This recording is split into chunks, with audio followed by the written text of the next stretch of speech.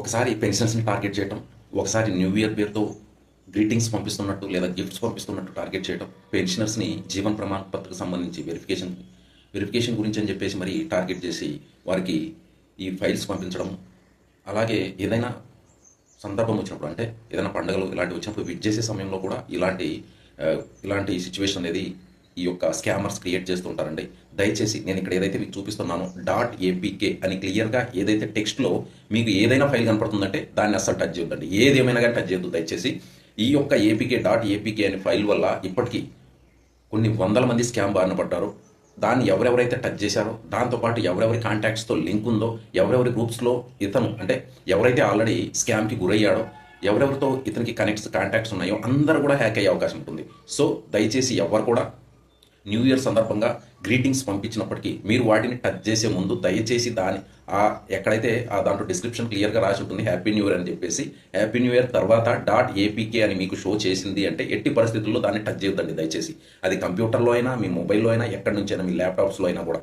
ఇంకా కొంతమంది తెలియక దాన్ని టచ్ చేయడమే కదా, దాన్ని ఫార్వర్డ్ కూడా చేసేయడం జరుగుతుంది. ఫార్వర్డ్ చేయడం వల్ల మీరు ఎవరెవరికి ఫార్వర్డ్ చేశారో అందరూ కూడా స్కామ్ గురయ్యే అవకాశం ఉంది.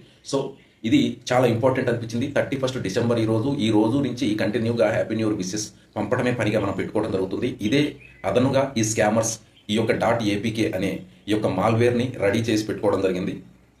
ఆల్రెడీ మీరందరూ గమనించే ఉంటారు. SBI యాప్ అని చెప్పేసి ఒకటి .apk పేరుతో రావడం జరుగుతుంది. అలాగే కొంతమందికి ఏదైనా ఆఫర్ పేరుతోటి .apk అని రావడం జరుగుతుంది.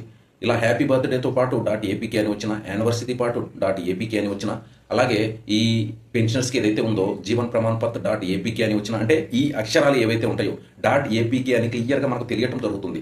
నార్మల్గా అయితే అప్లికేషన్స్ ఏవైతే ఉంటాయో అవి ఎప్పుడు కూడా APK ఫార్మెట్లో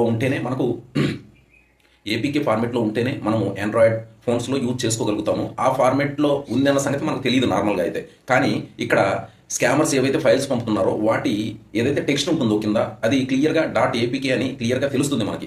సో క్లియర్గా మనం కూడా అర్థం చేసుకోవాలి, ఇది తప్పకుండా స్కామర్ పంపిన మాల్వేర్ వైరస్. ఇది ఒక్కసారి మనం ఇన్స్టాల్ చేసుకున్నామంటే మనకి ఏవేవైతే అకౌంట్స్ ఉన్నాయో, ఫోన్పే, గూగుల్ పే, పేటిఎం, ఇలా ఎన్ని పేస్ ఉన్నాయో అన్ని పేస్ కూడా హ్యాక్ అవ్వడం జరుగుతుంది. ఏది ఏమైనా కానీ మీ అకౌంట్లో ఎంత ఉందో ఆ మొత్తం డీటెయిల్స్ కూడా వాళ్ళ దగ్గరికి వెళ్ళిపోవడం జరుగుతుంది. వారు అనుకుంటే తప్పకుండా ఆ అమౌంట్ను కూడా విత్డ్రా చేసే అవకాశం ఉంది. So be alert, stay safe. Thank you. జై హింద్.